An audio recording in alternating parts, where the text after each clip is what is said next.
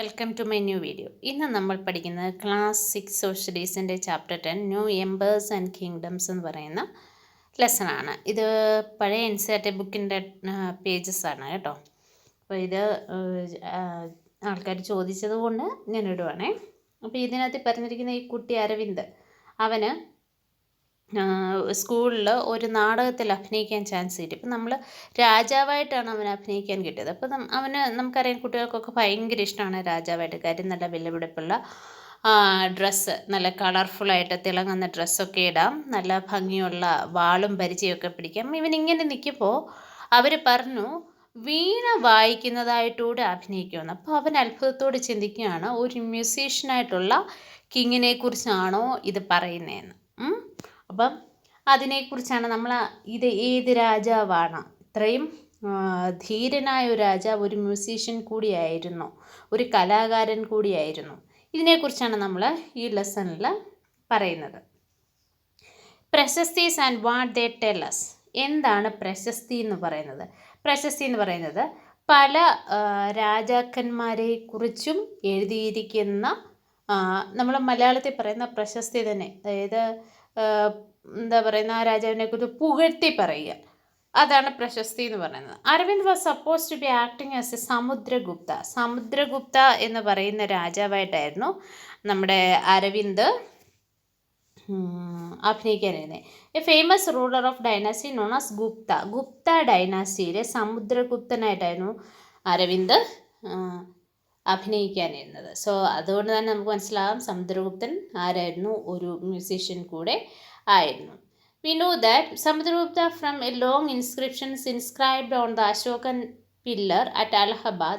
It was composed as a kavya by Harisena. Harisena എന്ന് പറയുന്നത് ഒരു കവിയാണ്. അതായത് സമുദ്രഗുപ്തൻ്റെ കോർട്ടിലെ എന്താ പറയുന്ന മിനിസ്റ്ററൂടായിരുന്നു, കവിയുമാണ് മിനിസ്റ്ററുമായിരുന്ന ആളായിരുന്നു ഹരിസേന. അദ്ദേഹമാണ് ഈ സമുദ്രഗുപ്തനെ കുറിച്ച് അശോക പില്ലറിൽ എഴുതിയിരുന്ന പ്രശസ്തിയുടെ എഴുത്തുകാരൻ എന്ന് പറയുന്നത്. The inscriptions is on the special kind known as prashasti. ആ എഴുത്തിനെയാണ് നമ്മൾ എന്ത് പറയുന്നത്, പ്രശസ്തി എന്ന് പറയുന്നത്. A Sanskrit word meaning in praise of. In praise of എന്ന് പറഞ്ഞാൽ പുകഴ്ത്തുക, പുകഴ്ത്തൽ, രാജാവിനെ പ്രശംസിച്ചുകൊണ്ട് എഴുതുന്ന കാര്യങ്ങൾ. While prashastis were composed for some of the rulers you who read in chapter 9. നമ്മൾ ചാപ്റ്റർ 9 ഇത് പഠിച്ചിട്ടുണ്ട് കേട്ടോ. അതായത് ഗൗതമി പുത്ര ശ്രീ ശാതകർണി. നമ്മൾ ഈ വേർഡൊക്കെ ഇപ്പോൾ കൂടുതലും കാണുന്നത് എന്താ പറയുന്നത്, ഫിലിമുകളിലാണ് അല്ലേ. അപ്പോൾ ഈ ചരിത്രത്തിൻ്റെ ഭാഗമായ ഫിലിമുകൾ കാണുന്നത് വളരെ നല്ല കാര്യമാണ് കേട്ടോ. അപ്പം നമ്മൾ ഗുപ്ത ഏജിനെ കുറിച്ചാണ് പറയുന്നത്, ഗുപ്ത പീരീഡ്, ഗുപ്ത കാലഘട്ടത്തെക്കുറിച്ചാണ് പറയുന്നത്. അതേപോലെ സമുദ്രഗുപ്തനെ കുറിച്ചാണ് ഇപ്പം നമ്മൾ സംസാരിച്ചുകൊണ്ടിരിക്കുന്നത്. Let us see what Samudragupta's പ്രശസ്തി tells us. The poet praised the king is glowing in terms as a warrior, as a king who won victories in battle, who was learned and best of poets. He also described as the equal to the god, and the Prasastis was composed very long sonnets. ഇനിയും ഈ പ്രശസ്തികളിലൊക്കെ, അതായത് ഈ രാജാവിനെ പുകഴ്ത്തി പറയുന്ന കാര്യങ്ങളിൽ അവർ പറഞ്ഞിരുന്നത്, രാജാവ് ഒരു നല്ല വാറിയറാണ്, മീൻസ് ഒരു നല്ല യുദ്ധം ചെയ്യുന്ന ആളാണ്, അതുപോലെ തന്നെ നല്ല പോയറ്റാണ്, പിന്നെ ദൈവത്തെ പോലെയാണ് അവർ കൂടുതലും എന്താ പറയുന്നത്, ഈ രാജാവിനെ കണ്ടിരുന്നത് എന്നുകൂടിയാണ് വളരെ ഇമ്പോർട്ടൻ്റ് ആയിട്ടുള്ള കാര്യം. ഇനി സമുദ്രഗുപ്തൻ ഒരു വാറിയറായിരുന്നു, ഒരു യോദ്ധാവായിരുന്നു. Whose body was most charming, being covered with the plenteous beauty of the marks of hundreds of scars caused by battle axe, arrows, and spikes, spears, barbed darts, swords, iron clubs. വളരെ എന്താ പറയുന്നത്, വിചിത്രമായ ഒരു കാര്യമാണ് പറയുന്നത്. സമുദ്രഗുപ്തൻ ഒരു വലിയ യോദ്ധാവായിരുന്നു എന്ന് പറയുന്നതിന് കാരണം എന്ന് പറയുന്നത്, ആ പ്രശസ്തിയിൽ എഴുതിയിരിക്കുന്ന ഈ ഒരു സെൻറ്റൻസ് ആണ്. അദ്ദേഹത്തിൻ്റെ ബ്യൂട്ടി എന്ന് പറയുന്നത് ഹൺഡ്രഡ്സ് ഓഫ് സ്കാർസ് എന്ന് പറഞ്ഞാൽ വടുക്കൾ, അതായത് മുറിവ് ഉണങ്ങി ഉണ്ടാകുന്ന പാടുകളെയാണ് സ്കാർസ് എന്ന് പറയുന്നത്. എങ്ങനെ ഉണ്ടാകുന്ന മുറിവുകളാണ്? യുദ്ധം ചെയ്യുമ്പോൾ വാളുകൊണ്ടും പിന്നെന്താ പലവിധ ആയുധങ്ങൾ കൊണ്ടും ഉണ്ടാകുന്ന മുറിവുകളാൽ ഉണ്ടാകുന്ന പാടുകളാൽ അദ്ദേഹം വളരെ സുന്ദരനായിരുന്നു. എന്ന് പറഞ്ഞാൽ എന്താണ് അർത്ഥം? അദ്ദേഹത്തിൻ്റെ ദേഹം മുഴുവൻ യുദ്ധം ചെയ്ത പലതരത്തിലുള്ള മുറിവുകളുണ്ടായതിൻ്റെ വടുക്കളായിരുന്നു. ഇവിടെ 2 പിക്ചർ കൊടുത്തിട്ടുണ്ട്. അതായത് രാജാവ് വീണ വായിക്കുന്നതിനാണ് കേട്ടോ. സമുദ്രഗുപ്തൻ വീണ വായിക്കുന്നതിനാണ് പറഞ്ഞിരിക്കുന്നത്. If you look at map 7, you will notice an area shaded in green. You will also find a series of red dots along the east coast. And you will find the areas marked the purple and blue as well. This map is based on the information provided in the Prashasti. Harisena described 4 different kinds of rulers which tell us about the Samudragupta's policies towards them. ഇനിയും ഹരിസേനയുടെ ഇൻസ്ക്രിപ്ഷനിൽ അദ്ദേഹം എഴുതി വച്ചിരിക്കുന്നതിൻ്റെ 4 തരത്തിലുള്ള രാജാക്കന്മാരെ കുറിച്ച് പറയുന്നുണ്ട്. The rulers of ആര്യവർത്ത എന്ന് പറയുന്ന സ്ഥലത്തെ രാജാക്കന്മാർ. Here are 9 rulers who were uprooted and their kingdoms were made the part of Samudragupta Empire. ഏകദേശം 9 രാജാക്കന്മാരുണ്ടായിരുന്നു. ആ 9 രാജ്യങ്ങളും സമുദ്രഗുപ്തൻ്റെ ഭാഗമായി, മീൻസ് ആ റൂളറിൻ്റെ അണ്ടറിലായി. ദ റൂളേഴ്സ് ഓഫ് ദക്ഷിൺ പാത, ഹിയർ there are 12 rulers. ദക്ഷിണപാത എന്ന് പറയുന്ന സ്ഥലത്ത് ഏകദേശം 12 റൂളേഴ്സ് ഉണ്ടായിരുന്നു, 12 പേരുണ്ടായിരുന്നു.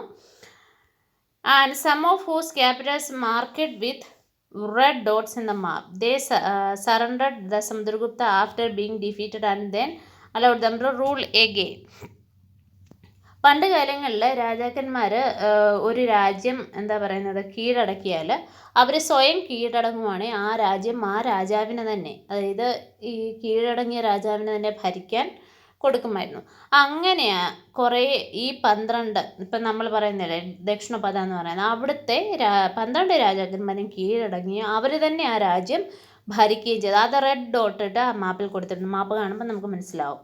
The inner circle of the neighboring states, including Assam, coastal Bengal, Nepal, and number of Ganasangas, remember the chapter 5 നമ്മൾ പഠിച്ചാണ്, in the northwest, marked the purple of the map. They brought tribute, followed his orders, and attended his court.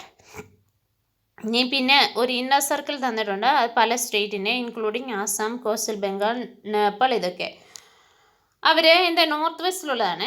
അത് ഒരു purple കളറിലാണ് map ചെയ്തേക്കുന്നത്. They brought tribute, followed his orders and attended his court. അതായത് തോൽപ്പിക്കപ്പെട്ട രാജാക്കന്മാരുടെ ആണ്. The rulers of the outlying areas marked the blue on the map. Perhaps the descendant of Kushnas and Shakas and the ruler of Sri Lanka who submitted to him and offered daughters in marriage. അപ്പോൾ ഈ അവസാനം പറഞ്ഞിരിക്കുന്ന രാജാക്കന്മാർ എന്താ ചെയ്തതെന്നറിയാമോ? അവർ സ്വയം കീഴടങ്ങിക്കൊണ്ട് അവരുടെ മക്കളെയൊക്കെ, പെൺകുട്ടികളെ ഇദ്ദേഹത്തിന് വിവാഹം കഴിച്ച് കൊടുത്തു. എന്ന് പറഞ്ഞാൽ പ്രത്യേകിച്ച് വഴക്കൊന്നും ഉണ്ടാക്കാതിരിക്കാൻ വേണ്ടിയിട്ടാണ്. നമുക്കിത് ഓരോ രീതിയിലും ഈ കളറിനനുസരിച്ച് കണ്ടോ, പർപ്പിൾ കളറ്, പിന്നെ നമുക്ക് ഗ്രീൻ കളർ തന്നിരിക്കുന്നതുകൊണ്ട്, പിന്നെ അതുപോലെ റെഡ് ഡോട്ട്സ് കേട്ടോ. ഇതെല്ലാം നമുക്ക് ഈ പറഞ്ഞ എക്സ്പ്ലെയിൻ ചെയ്തിരിക്കുന്നതിനനുസരിച്ചിട്ടുള്ള കാര്യങ്ങളാണ്. പിന്നെ വളരെ ഇമ്പോർട്ടൻ്റ് ആയിട്ടുള്ള കാര്യം എന്ന് പറയുന്നത് പ്രയാഗ, പിന്നെ അതുപോലെ കാനൂജ്, ദെൻ പാടലിപുത്ര, ഉജ്ജയിൻ, ഇതൊക്കെ വളരെ ഇമ്പോർട്ടൻ്റ് ആയിട്ടുള്ള പ്ലേസസ് ആണ്. നമ്മളിനിയും പഠിച്ചു വരുമ്പോൾ ഈ വേർഡൊക്കെ നമ്മൾ ഓർത്തിരിക്കേണ്ടതാണ്. ഇനി Vikram Samvat, the year beginning to the 58 BCE is traditionally associated with Gupta king Chandragupta second, who had founded it as a mark of victory over Shagas and assumed the title of Vikramaditya. ഇദ്ദേഹത്തെക്കുറിച്ച് നമ്മൾ ഒരുപാട് കേട്ടിട്ടുള്ളതാണ് വിക്രമാദിത്യ എന്ന് പറയുന്നത്. അതായത് നമ്മുടെ സമുദ്രഗുപ്തൻ്റെ പാത പിന്തുടർന്ന് വന്ന രാജാവാണ് അദ്ദേഹം. ചന്ദ്രഗുപ്ത സെക്കൻഡ് എന്നായിരുന്നു അറിയപ്പെടുന്നത്. ഈ ചന്ദ്രഗുപ്ത സെക്കൻഡാണ് ഗുപ്ത രാജവംശത്തിലെ ചന്ദ്രഗുപ്ത സെക്കൻഡാണ് വിക്രമാദിത്യ എന്ന് അറിയപ്പെട്ടത്. ജീനോളജീസ്, അതായത് ഇവരുടെ എന്താ പറയുന്നത്, ഈ കുടുംബത്തിൻ്റെ ജീനോളജിയാണ് പറയുന്നത്. മോസ്റ്റ് പ്രശസ്തി is also mention the ancestors of the rulers. This is one of mentioned Samudragupta's great grandfather, father and mother. His mother Kumaradevi belongs to the Lichavi Gena, while the father Chandragupta was the first ruler of Gupta dynasty. അപ്പം ഗുപ്ത രാജവംശത്തിന് ആദ്യത്തെ റൂളറായിരുന്നു Chandragupta first എന്ന് പറയുന്നത്. അദ്ദേഹത്തിൻ്റെ മകനായിരുന്നു ആര്? സമുദ്രഗുപ്ത. സമുദ്രഗുപ്തൻ്റെ മകനായിരുന്നു Chandragupta second. അദ്ദേഹമാണ് വിക്രമാദിത്യ എന്ന് പറയുന്ന പേര് സ്വീകരിച്ചത്. First ruler of Gupta dynasty adopt the grand title of Maharaja Adiraja. Maharaja Adiraja എന്ന പേര് വിക്രമാദിത്യ ഫസ്റ്റാണ് അദ്ദേഹത്തിൻ്റെ പേരിൻ്റെ കൂടെ ചേർത്തത്. A title of Samudragupta also used. His great grand father are mention simply Maharajas. ഈ ചന്ദ്രഗുപ്തയ്ക്ക് മുന്നേ ഉണ്ടായിരുന്ന രാജാക്കന്മാരൊക്കെ സാധാരണ, അതായത് അവരുടെ ആൻസസ്റ്റേഴ്സ്, അവരുടെ ഗുപ്ത സാമ്രാജ്യത്തിലുണ്ടായിരുന്ന വെറും മഹാരാജ എന്ന് മാത്രമേ ചേർന്നിരുന്നുള്ളൂ. പക്ഷേ ചന്ദ്രഗുപ്ത ഫസ്റ്റാണ് മഹാരാജ ആദിരാജ എന്ന പേര് ചേർത്തത്.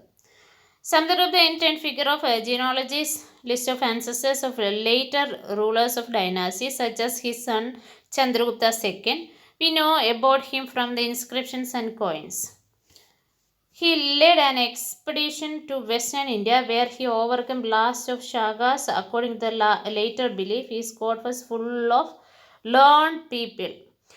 പിന്നെ നമ്മൾ മനസ്സിലാക്കണ കാര്യം, ഈ വിക്രമാദിത്യ എന്ന പേരിനെടുത്ത ചന്ദ്രഗുപ്ത സെക്കൻഡ്, അദ്ദേഹം വളരെ ഒരു നല്ല പണ്ഡിതനായിരുന്നു. അതുപോലെ തന്നെ അദ്ദേഹത്തിൻ്റെ കൊട്ടാരം നിറച്ച് നല്ല പണ്ഡിതന്മാരുമായിരുന്നു. ഇനി ഹർഷവർദ്ധന ആൻഡ് ഹർഷചരിത.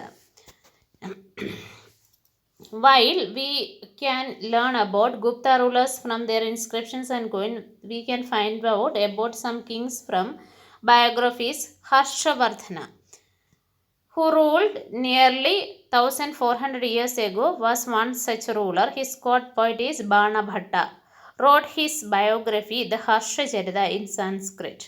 അതായത് 1400 വർഷം മുമ്പ് ഹർഷവർദ്ധന എന്ന് പറയുന്ന ഒരു രാജാവ് ഉണ്ടായിരുന്നെന്നും അദ്ദേഹത്തിന് ഒരു പോയറ്റ് ഉണ്ടെന്നും ബാണഭട്ട എന്നാണ് അദ്ദേഹത്തിൻ്റെ പേരെന്നും ആ ബാണഭട്ടൻ ഹർഷവർദ്ധനെ കുറിച്ച് എഴുതിയ പുസ്തകമാണ് ഹർഷചരിത. അത് സാൻസ്ക്രിറ്റിലാണ്.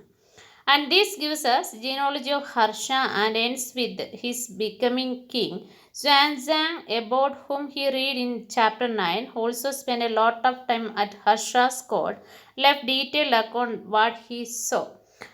അദ്ദേഹത്തിൻ്റെ, അതായത് ഈ ഹർഷവർദ്ധനയുടെ കാലഘട്ടത്തിൽ ഇന്ത്യ സഞ്ചരിച്ചിരുന്ന ചൈനീസ് സഞ്ചാരിയായിരുന്നു സ്വാൻസാങ്. നമ്മൾ പഠിച്ചതാണ്. അദ്ദേഹം ഈ ഹർഷൻ്റെ ഭരണത്തെക്കുറിച്ചൊക്കെ വളരെ മനോഹരമായി എഴുതിയിട്ടുണ്ട്. Harsha was not the eldest son of his father, but became king of Tanishwar after both his father and elder brother died. His brother-in-law was the ruler of Kanauj, and he was killed by the ruler of Bengal. Harsha took over the kingdom of Kanauj and then led army against the ruler of Bengal. Harsh സത്യത്തിൽ അദ്ദേഹത്തിൻ്റെ അച്ഛൻ്റെ മൂത്ത മകനായിരുന്നില്ല. പക്ഷേ അദ്ദേഹത്തിൻ്റെ അച്ഛനും ഹർഷവർദ്ധനയുടെ അച്ഛനും മൂത്ത സഹോദരനും മരിച്ചപ്പോൾ അദ്ദേഹം കിങ്ഡം ഏറ്റെടുത്തതാണ്. അതുപോലെ അദ്ദേഹത്തിൻ്റെ ബ്രദറിലോ ആയിരുന്നു കാനൂജ് ഭരിച്ചുകൊണ്ടിരുന്നത്. അപ്പോൾ കാനൂജ് എവിടെയാണെന്ന് നമ്മൾ കണ്ടതാണ്. കാനൂജിൽ ബംഗാൾ ഭരണാധികാരിയാണ് കാനൂജിനെ തോൽപ്പിച്ചത്. കാനൂജ് ഭരണാധികാരിയായ ആളിനെ തോൽപ്പിച്ചത്. ഈ ഹർഷവർദ്ധൻ എന്ത് ചെയ്തു? ആ ബംഗാളി ഭരണാധികാരിയെ തോൽപ്പിച്ചിട്ട് കാനൂജിൻ്റെ ഭരണം ഏറ്റെടുത്തു. Although he was successful in the east and conquered Magadha and probably West Bengal also, he was not as successful elsewhere. He tried to cross the Narmada to march to Deccan, but was stopped by the ruler belonging to Chalukya dynasty, Puligesin. ഇനി അദ്ദേഹം ഈ ഹർഷവർദ്ധന വളരെ മിടുക്കനായ ഒരു ഭരണാധികാരിയായിരുന്നു. അദ്ദേഹം Magadha conquer ചെയ്തു. അങ്ങനെ പോയിക്കൊണ്ടിരുന്നപ്പോൾ അദ്ദേഹം ഡെക്കാനിലേക്ക്, അതായത് നർമ്മദ നദീതീരം കൂടി അല്ലെങ്കിൽ നർമ്മദ കടന്ന് ഡെക്കാനിലേക്ക് എത്താൻ പറ്റിയില്ല. അതിൻ്റെ കാര്യം എന്ന് പറയുന്നത് ചാലുക്യ ഡൈനാസ്റ്റിയിലുള്ള പുലികേസിൻ സെക്കൻഡ് എന്ന് പറയുന്ന രാജാവായിരുന്നു. അദ്ദേഹം അതിനെ ഹർഷവർദ്ധനെ എതിർത്തു. നീ പല്ലവാസ് ചാലുക്യാസ്, അപ്പം നമ്മൾ പറഞ്ഞല്ലോ ഇവിടെ ചാലുക്യ കിങ് ആണ് ഹർഷവർദ്ധനെ അവിടെ തോൽപ്പിച്ചത്. ഇനി നമ്മൾ അതിനെക്കുറിച്ചാണ് പറയുന്നത്. ദ പല്ലവാസ്, ചാലുക്യാസ് ആൻഡ് പുലികേശിൻ പ്രശസ്തി. The Pallavas and Chalukyas were the most important ruling dynasties in South India during this period. The kingdom of Pallavas spread from region around their capital Kanchipuram to the Kaveri Delta, while that Chalukyas were centered around the Raichur Dome between the rivers of Krishna and Tungabhadra. അപ്പോൾ ഈ പല രാജാക്കന്മാരും നമുക്കറിയാലോ, പണ്ട് നമ്മുടെ രാജ്യം പല പല ചെറിയ ചെറിയ കിങ്ഡംസ് ആയിരുന്നു. അപ്പോൾ അതോടെ പല്ലവ രാജാക്കന്മാരെന്ന് പറഞ്ഞാൽ, ഈ പല്ലവ രാജാക്കന്മാരെന്ന് പറയുന്നത് അവരുടെ ക്യാപിറ്റൽ എന്ന് പറയുന്നത് കാഞ്ചീപുരമായിരുന്നു. അതായത് കാവേരി ഡെൽറ്റയുടെ ഭാഗം. ചാലുക്യാസ് എന്ന് പറഞ്ഞു കഴിഞ്ഞാൽ റൈച്ചർ ഡോപ്പ് ബിറ്റ്വീൻ കൃഷ്ണ ആൻഡ് തുംഗഭദ്ര നദീതീരത്തിൻ്റെ അതിനിടയ്ക്കായിട്ടായിരുന്നു ആരുണ്ടായിരുന്നത്, ചാലുക്യാസ്. അപ്പോൾ പല്ലവാസ് കാഞ്ചീപുരം സെൻട്രലായിരുന്നു, കാവേരി ഡെൽറ്റയിലായിരുന്നു. ചാലുക്യാസ് എന്ന് പറയുന്നത് കൃഷ്ണ തുംഗഭദ്ര നദിയുടെ ഇടയ്ക്കായിട്ടായിരുന്നു. And whole the capital of Chalukyas was important trading center. It developed as a religious center with a number of temples. The Pallavas and Chalukyas frequently raid one another's land, especially attacking the capital cities, which are the prosperous towns. ഈ പല്ലവാസും ചാലുക്യാസും എപ്പോഴും അങ്ങോട്ടും ഇങ്ങോട്ടും വഴക്കായിരുന്നു. കാര്യം പല്ലവാസിന് ആ ഒരു ഇച്ചിരി തരം കിട്ടിയ ചാലുക്യാസിന് കുറച്ച് സ്ഥലം കീഴടക്കും, തിരിച്ചും ചാലുക്യാസിന് സമയം കിട്ടിയാൽ അവസരം കിട്ടിയാൽ പല്ലവാസിനെയും രാജ്യവും പിടിച്ചെടുക്കുമായിരുന്നു. കാര്യം അത് അത്രയ്ക്ക് പ്രോസ്പെറസ് ആയിട്ടുള്ള ടൗൺസ് ആയിരുന്നു അവർക്കുണ്ടായി. The best known Chalukya ruler was Pulakeshin second. നമ്മൾ പറഞ്ഞല്ലോ, ആദ്യം നമ്മൾ പറഞ്ഞത്, അതായത് ഹർഷവർദ്ധനെ ഡെക്കാനിലേക്ക് കയറ്റാൻ സമ്മതിക്കാതിരുന്ന പുലികേശൻ സെക്കൻഡ്. അദ്ദേഹമായിരുന്നു ചാലുക്യ വംശത്തിലെ ഏറ്റവും പ്രശസ്തനായ രാജാവ്. This tells about his ancestors who are traced back through 4 generations from father to son. പുലികേശൻ evidently got the kingdom from his uncle. പുലികേശിന് അദ്ദേഹത്തിന് അമ്മാവനിൽ നിന്ന് കിട്ടിയതായിരുന്നു രാജ്യം, അച്ഛനെ നിന്നല്ല നോർക്കുക. According to Ravikirti, he led expeditions along both the west and east coast. Besides, he checked the advance of Harsha. There is an interesting play of words in the poem. Harsha means happiness. The poet says that after this defeat, Harsha was no longer Harsha. Pulikeshin also attacked the Pallava king, who took shelter behind the walls of Kanchipuram. ഇനി പുലികേശിന് പല്ലവ രാജാവിനെ ഇപ്പോൾ ഹർഷവർദ്ധനെ തടഞ്ഞതുപോലെ പുലികേശി പല്ലവ രാജാവിനോടും യുദ്ധം ചെയ്തു. അങ്ങനെ അദ്ദേഹം, അതായത് പല്ലവ രാജാവ് കാഞ്ചീപുരത്തിൻ്റെ വോൾസിൽ, കാഞ്ചീപുരം എന്ന് പറയുന്ന അവരുടെ ക്യാപിറ്റൽ, അവിടുത്തെ വോൾസിലാണ് ഷെൽട്ടർ എടുത്തത്, അതായത് അഭിസ്ഥാനം വന്നത്. But the Chalukya victory was short lived. Ultimately both the Pallavas and Chalukyas gave away to new rulers belonging to the Rashtrakuta and Chola dynasties. ഇതിനെക്കുറിച്ച് നമ്മൾ പിന്നെ അടുത്ത ക്ലാസ്സിൽ പഠിക്കും. ചാലുക്യസ്, അപ്പോൾ ഈ പല്ലവാസും ചാലുക്യാസിൻ്റെ ഒന്നും വിക്ടറി ഒരു അൾട്ടിമേറ്റ് ആയിരുന്നില്ല. കാര്യം ഇവരെയൊക്കെ തോൽപ്പിക്കാൻ വേണ്ടിയിട്ട് പിന്നെ വന്ന രാജവംശങ്ങളാണ് രാഷ്ട്രകൂടയും ചോള ഡൈനാസ്റ്റിയുമാണ്. How were these kingdoms administered? ഇനി നമുക്ക് പറയാനുള്ളത് ഇവരെങ്ങനെയാണ് ഇവർ ഭരണം നടത്തിയിരുന്നതെന്നാണ്.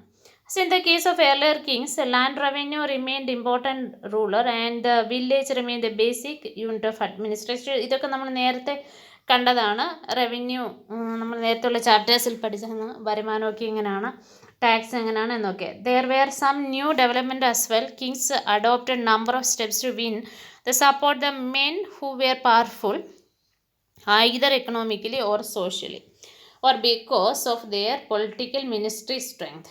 ഇവർ ഇനിയുള്ള 2-3 ഇമ്പോർട്ടൻ്റ് കാര്യം എന്ന് പറഞ്ഞാൽ, some important administrative post were now hereditary. This means the son succeed father to these posts. For example, the poet Harisena was a Mahadanda Naika or a chief judicial officer like his father. കണ്ടോ? ഇപ്പം ഇവരുടെ ഇതെന്ന് പറയുന്നത്, ഇപ്പം ഞാൻ ഒരു രാജ്യത്തിൻ്റെ ഏതെങ്കിലും ഒരു പദവി അലങ്കരിക്കുകയാണ്, എൻ്റെ മകന് അതിന് അവകാശം വരുന്നു എന്നതാണ്. Sometimes one person held many offices. For instance, besides being Mahadandanayaga, Harisena was a Kumar Amatya, meaning an important minister, and Sandhi Vigrahagya, meaning the minister of war and peace. അപ്പോൾ ഒരാൾ തന്നെ പല പോസ്റ്റുകളിൽ ഇരിക്കുന്ന രീതിയും ഉണ്ടായിരുന്നു. അതായത് ഒരു വ്യക്തി തന്നെ മിനിസ്റ്ററായിട്ട്, ചിലപ്പം വേറെ ഏതെങ്കിലും ഒരു പോസ്റ്റിൽ, പിന്നെ യുദ്ധത്തിനെ സംബന്ധിച്ചിട്ടുള്ള മാനേജ് ചെയ്യുന്ന ആൾ, അങ്ങനെ പല പോസ്റ്റിലേക്ക് ഒരാളുണ്ടായിരുന്നു. അതായത് ഒരു ആൾ തന്നെ, same person. Besides the important men probably had to say in local administration, these include Nagara Shresthi or chief banker or merchant of the city, the Sartavaha or leader of the merchant caravans. ഇനി എന്താ പറയുക, local അഡ്മിനിസ്ട്രേഷനും ഉണ്ടായിരുന്നു. അതായത് വില്ലേജിലെ പോലെ ലോക്കലായിട്ട് താഴേക്കിടയിലുള്ള ഭരണങ്ങളും ഉണ്ടായിരുന്നു. മർച്ചൻറ്റിൻ്റെ കച്ചവടക്കാരെക്കുറിച്ച് ഒക്കെ. These policies were reasonably effective, but sooner or later some of these powerful men grew strong enough to set up independent kingdom. പക്ഷെ പ്രശ്നം പറ്റിയത്, ഇങ്ങനെ ഒരാൾക്ക് തന്നെ പല പല അധികാരങ്ങൾ കൊടുത്തപ്പോൾ ഈ രാജാവിനേക്കാട്ടി വലിയ പ്രജ എന്ന് പറഞ്ഞ പോലെ ഇവർ സ്വയം എന്ത് ചെയ്തു, പല കിങ്ഡംസും രൂപപ്പെടുത്തി എന്നുള്ള കാര്യം. രാജഭരണത്തെക്കുറിച്ച് ഇവർക്ക് അതിഭയങ്കരമായ ജ്ഞാനം ഉണ്ടാവുകയും അങ്ങനെ അവർ എന്ത് ചെയ്തു, ചെറിയ ചെറിയ കിങ്ഡംസ് ഉണ്ടാക്കുകയും ചെയ്തു. A new kind of army. Like earlier rulers, some of these kings maintain a well-organized army with elephants, chariots, cavalry and foot soldiers. Besides, these were military leaders who provide the king with troops whenever he needed them. ഇനി പിന്നെ അതുപോലെ army, എല്ലാ രാജാക്കന്മാർക്കും ഇതുപോലെ എല്ലാ പടയാളികളും ഉണ്ടായിരുന്നു. കുതിരപ്പടയുണ്ടായിരുന്നു, കാലാളുണ്ടായിരുന്നു, അതായത് നടന്ന് യുദ്ധം ചെയ്യുന്ന ആൾക്കാർ, പിന്നെ എലിഫൻറ്റിൻ്റെ മുകളിൽ യുദ്ധം ചെയ്യുന്ന, അങ്ങനെ വ്യത്യസ്ത തരത്തിലുള്ള ആർമി എല്ലാവർക്കും ഉണ്ടായിരുന്നു. അതുപോലെ ഇവർക്ക് they were not paid regular salaries, അവിടെയായിരുന്നു പ്രശ്നം വരുന്നത്. Instead some of them receive grants of land. They collect a revenue from the land and use this to maintain soldiers and horses and provide equipment for warfare. These men were known as Samantas, and whenever the ruler was weak, Samantas tried to become independent. ഇനി ചില സാമന്ത രാജാക്കന്മാരെന്ന് നമ്മൾ പറയും. അതായത് ഈ ചില രാജ്യത്തിനൊക്കെ സാമന്തന്മാരുണ്ട്. സാമന്തന്മാരെന്താ ചെയ്യുന്നത് പറയുമ്പോൾ land revenue ഒക്കെ കളക്ട് ചെയ്യുന്ന അവരായിരിക്കും ഈ റവന്യൂ ഒക്കെ കളക്ട് ചെയ്ത് എന്താ പറയുന്നത്, ആർമിയൊക്കെ മെയിൻറ്റെയിൻ ചെയ്യുന്നത്. ഇങ്ങനെയുള്ള ആൾക്കാർ രാജാവ് ഏതെങ്കിലും തരത്തിലുള്ള വീക്ക് ആകുമ്പോൾ എന്താണ്, ഇവർ സ്വയമായിട്ട് ഇൻഡിപെൻഡൻ്റായി മാറും. ഈ രാജാവിൻ്റെ കീഴിൽ നിന്ന് അവർ മാറും. Assemblies of Southern Kingdom. The inscriptions of Pallavas mention the number of local assemblies. These include Sabha, which are assembly of Brahmin landowners. This assembly functioned through subcommittees which looked after irrigation, agriculture operation and making roads, local temples. ഇനി പല്ലവാസിൻ്റെ സമയത്ത് ഒരു സഭ, ഇതെന്ന് പറയുന്നത് Brahmin land owners ആയിരുന്നു. അവർ എന്താ പറയുന്നത്, irrigation, agriculture, ഇതൊക്കെ അവരായിരുന്നു ശ്രദ്ധിച്ചുകൊണ്ടിരുന്നത്. The ur was a village assembly found in areas which land owners are not Brahmins. ഊരെന്ന് പറയുന്നത് ബ്രാഹ്മിൻസ് ആയിരുന്നില്ല, ബ്രാഹ്മിൻസ് അല്ലാത്ത ആൾക്കാരുടെ ഒരു കമ്മിറ്റി ആയിരുന്നു. ആൻഡ് നഗരം വാസ് ഓർഗനൈസേഷൻ ഓഫ് മർച്ചൻസിൻ്റെ ഒരു ഓർഗനൈസേഷൻ ആയിരുന്നു നഗരം. It is likely that these assemblies were controlled by rich and powerful landowners and the merchant. Many of these local assemblies continued to function for centuries. ഇങ്ങനെ പല പല ഗ്രൂപ്പായിട്ടായിരുന്നു administration നടന്നിരുന്നത്. Brahmins, land owners ആയിട്ടുള്ള കുറേ ആൾക്കാർ, അല്ലാത്തവർ, പിന്നെ മർച്ചൻസ്, അങ്ങനെ സെപ്പറേറ്റ് ആയിട്ടായിരുന്നു ഈ അഡ്മിനിസ്ട്രേഷൻ നടന്നത്. ഇനിയും ഓർഡിനറി പീപ്പിൾ, ഇപ്പോൾ ബ്രാഹ്മിൻസും ലാൻഡ് ഓണേഴ്സും ഒന്നും അല്ലാത്ത ആൾക്കാരുണ്ടല്ലോ, അവരെങ്ങനെയായിരുന്നു, അവരുടെ ജീവിതത്തെക്കുറിച്ച് ഇനി നമ്മൾ പറയുന്നത്. We can catch an occasional glimpse of the lives of ordinary people from plays and their accounts. Let us look for this. ഇനി നമുക്കറിയാവുന്ന ഒരു കാര്യം എന്ന് പറയുന്നത്, ഇതിനകത്ത് ഏറ്റവും വലിയ പ്രശ്നം എന്ന് പറയുന്നത് സാധാരണ ആൾക്കാരെക്കുറിച്ച് പറയാനുള്ള ഒരു കഥയോ കവിതയോ ഒന്നും, അല്ലെ ചരിത്രമോ ഒന്നും ഇല്ലായിരുന്നു. അതിനകത്തിലെ കാളിദാസൻ എന്ന് പറയുന്ന കവിയാണ്.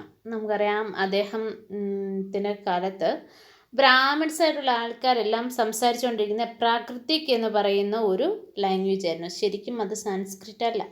സാധാരണ ആൾക്കാർ മനസ്സിലാവുന്ന സാൻസ്ക്രിറ്റിലേക്ക് മാറുമ്പം അത് അന്നേരം ഈ കാളിദാസൻ്റെ കഥകളിലൊക്കെ സാൻസ്ക്രിറ്റ് ആയിരുന്നു ആൾക്കാർ പറഞ്ഞുകൊണ്ടിരുന്നത്. അപ്പോൾ അത് ഓർഡിനറി പീപ്പിളിൻ്റെ ഒരു ലാംഗ്വേജ് ആയിട്ടല്ലേ ഓർഡിനറി പീപ്പിളിൻ്റെ ലൈഫ് പറയുന്നതായിരുന്നു. അതുപോലെ തന്നെ അഭിജ്ഞാന ശാകുന്തളം എന്ന് പറയുന്ന കഥയിൽ ശകുന്തളയും പിന്നെ ദുഷ്യന്തൻ രാജാവാണ്. ശകുന്തള ഒരു എന്താ പറയുന്നത് മുനികുമാരിയായിരുന്നു. ഈ കഥ പറയുന്ന സമയത്ത് അതിനിടയ്ക്ക് ഒരു ഫിഷർമാനിൻ്റെ കഥയോടെ വരുന്നുണ്ട്. അതായത് ഫിഷർമാന് ഒരു ദിവസം അദ്ദേഹം മീൻ പിടിച്ചപ്പം ആ മീനിൻ്റെ വയറ്റിൽ നിന്ന് ഒരു റിങ് കിട്ടിയിരുന്നു. ആ റിങ് ശകുന്തളയുടെ കയ്യിൽ നിന്നും ഊരിപ്പോയതാണെന്ന്. അപ്പോൾ ഈ രാജമുദ്രയുള്ള മോതിരമായതുകൊണ്ട് ഈ മോതിരം ഇയാൾ വിൽക്കാൻ ചെന്നപ്പോൾ ഭടന്മാർ ഇദ്ദേഹത്തെ പിടിച്ചുകൊണ്ട് രാജാവിൻ്റെ അടുത്ത് വന്നു. അപ്പം മോതിരം കണ്ടപ്പോൾ അദ്ദേഹത്തിന് മനസ്സിലായി ഇത് താൻ ശകുന്തളയ്ക്ക് കൊടുത്തതാണെന്ന് മനസ്സിലാവുകയും ചെയ്തു. എന്നിട്ട് അതിനകത്തിൽ വളരെ എന്താ പറയുന്നത് ഇത് അദ്ദേഹത്തിന് റിവാർഡ്സ് കൊടുത്തു. അതായത് ഈ ഫിഷർമാന് റിവാർഡ് കൊടുത്തു. ആ റിവാർഡ് അതന്നെ നമുക്ക് ഷെയർ ചെയ്യാൻ വേണ്ടിയിട്ട് ഈ ഫിഷർമാന് എന്താ പറയുന്നത് പോലീസ് ഓഫീസറും എന്താ പറയുക ഇവിടെ the police officer and gentlemen decide to take a share of the reward and went along with to have a drink. എന്ന് വെച്ചാൽ എന്താ ഈ സാധാരണക്കാരനായിട്ടുള്ള മനുഷ്യരെ പ്ലണ്ടർ ചെയ്യുന്ന ആൾക്കാരായിരുന്നു ഈ രാജാവിനോട് ചേർന്ന് നിൽക്കുന്ന ആൾക്കാർ. സത്യത്തിൽ ഇത് രാജാവ് അറിയുന്ന കാര്യങ്ങളൊന്നുമല്ല, പക്ഷേ അങ്ങനെയുള്ള ആൾക്കാരായിരുന്നു. The Chinese pilgrim Fahian noticed the plight of those who were treated untouchables by the high and mighty. They were expected to live in the outside of the city. പിന്നെ അതുപോലെ അൺടച്ചബിലിറ്റി അയിത്തം വളരെയധികം ഉണ്ടായിരുന്ന ഒരു കാലഘട്ടമായിരുന്നു. ഇങ്ങനെയുള്ള ആൾക്കാർ സിറ്റിക്ക് പുറത്തായിരുന്നു താമസിക്കുന്നത്. അതായത് അൺടച്ചബിൾ ആയിട്ടെന്ന് പറയുന്ന ആൾക്കാർ. If such a man enters a town or market place he strikes a piece of wood in order to keep himself separate. People hearing this sound now what it means that avoids touching him or brushing against him. The Banavata provides us with a vivid picture of King's army on the move. ഇനി ഈ സിറ്റിയിലേക്കോ അല്ലെ മാർക്കറ്റിലോട്ടോ ഒക്കെ ഈ untouchable ആയിട്ടുള്ള ആൾക്കാർ വന്നു കഴിഞ്ഞാൽ ആൾക്കാരെ അടിച്ചോടിക്കുമായിരുന്നു. അപ്പോൾ അതുപോലെ ഇതുപോലെയുള്ള ഇമ്പോർട്ടൻ്റ് ആയിട്ടുള്ള ആൾക്കാർ വന്നാൽ ഈ അൺടച്ചബിൾ ആയിട്ടുള്ള ആൾക്കാർ മുന്നേ വരരുത് എന്നുള്ള രീതിയിലായിരുന്നു അവിടുത്തെ ഭരണവും രീതികളൊക്കെ. ഇനി രാജാവിൻ്റെ ആർമിയെക്കുറിച്ച് പറയുന്നത് the king travel within an enormous amount of equipment apart from weapons they were things daily use. അതായത് രാജാവിൻ്റെ ആർമി എന്ന് പറയുന്നത് വെപ്പൺസ് മാത്രമല്ല, അതായത് എന്താ പറയുന്നത് അവർക്ക് വേണ്ടി എല്ലാ ആഹാര സാധനങ്ങളും കൂടെ കൊണ്ടുവന്നത് ഗോട്ട, ഡിയർ, റാബിറ്റ്, വെജിറ്റബിൾസ് ഇതെല്ലാം. Huge army was accompanied by the musicians beating drums and other playing horns and trumpets. വളരെ ആർഭാടമായിട്ടാണ് പാട്ടുപാടി വലിയ ട്രംപൊക്കെ അടിച്ചാണ് ഇവർ പോകുന്നത്. Villagers has to provide hospitality along the way. പിന്നെ അതുപോലെ നല്ല രീതിയിൽ വില്ലേജിലൊക്കെയുള്ള ആൾക്കാർ ഇവരെ സ്വീകരിക്കുമായിരുന്നു.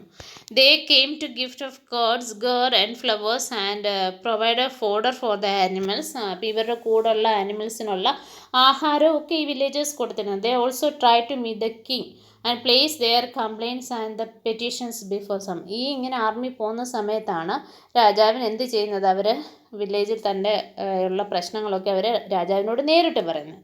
The army left the trail of destruction behind. Elephants often trampled down the huts of the villages, and the oxen yoked to the caravans of merchants ran away scarce by the tumult. The Banavata says the whole world was swallowed up in dust. നമ്മൾ വിചാരിക്കും വളരെ കാര്യമല്ല, പക്ഷെ അങ്ങനെയല്ല. ഈ army പോകുന്ന സമയത്ത് അവിടെയുള്ള പല സാധനങ്ങളും നഷ്ടപ്പെടും. ഫോർ എക്സാമ്പിൾ അവർക്ക് ഉണ്ടായിരുന്ന ഹട്ടുകൾ നഷ്ടപ്പെടും. എന്താ പറയുന്നത് മർച്ചൻസിനുണ്ടാകുന്ന ഉള്ള കച്ചവടക്കാരുടെയൊക്കെ സാധനങ്ങളെല്ലാം നഷ്ടപ്പെടും. അപ്പോൾ ഈ ഒരു വലിയ ഡിസാസ്റ്ററാണ് ഈ ആർമി പോകുമ്പോൾ ഉണ്ടാകുന്നത്. കുറേ എന്താ പറയുന്നത് പൊടിയാണ് അവിടെ ബാക്കി അവശേഷിക്കുന്നത്. Elsewhere find Arabia on map 6, although it's a desert, it was at the hub of communications for centuries. In fact, Arabic merchants and sailors played an important role in the sea trade between India and Europe. Others who lived in Arabia were the Bedouins and pastoral tribes depending mainly on camels, hardly animals and പിന്നെ Arabian കച്ചവടക്കാരായിരുന്നു ഇന്ത്യയുമായിട്ട് ഏറ്റവും അധികം ബന്ധം പുലർത്തിയിരുന്നത്. Around 1400, Prophet Muhammad introduced a new religion, Islam, in Arabia. Like Christianity, Islam was a religion that laid stress on the equality and unity before Allah. പിന്നെ അതുപോലെ 1400 years ago ആണ് മുഹമ്മദ് നബി എന്താണ് ഇസ്ലാം എന്ന് പറയുന്ന മതം അവിടെ സ്ഥാപിച്ചത്, അറേബ്യയിൽ അത് ഉണ്ടാക്കിയത്. For Muslim men and women, for believing men and women, for devout men and women, for true men and women. അതായത് മതത്തിൻ്റെ മുന്നേ എല്ലാവരും ഒരുപോലെയാണ് എന്ന് ക്രിസ്ത്യാനിറ്റി ഇസ്ലാമും പറഞ്ഞ രീതി അവിടെയാണ്. And for men and women who are patient and constant, for men, women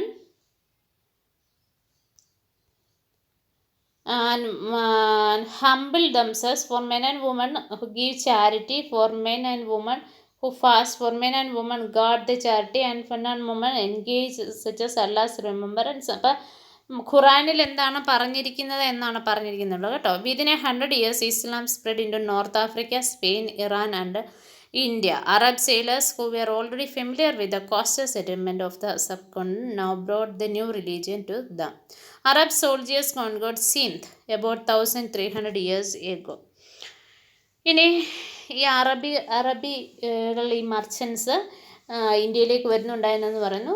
1400 ഇസ്ലാം മതം സ്ഥാപിക്കപ്പെട്ടു. അപ്പം അങ്ങനെ അതിനുശേഷം ഇന്ത്യയിലേക്ക് വന്ന അറബികളിൽ നിന്നാണ് ഇന്ത്യയിൽ ഇസ്ലാം മതം ഉണ്ടായത്.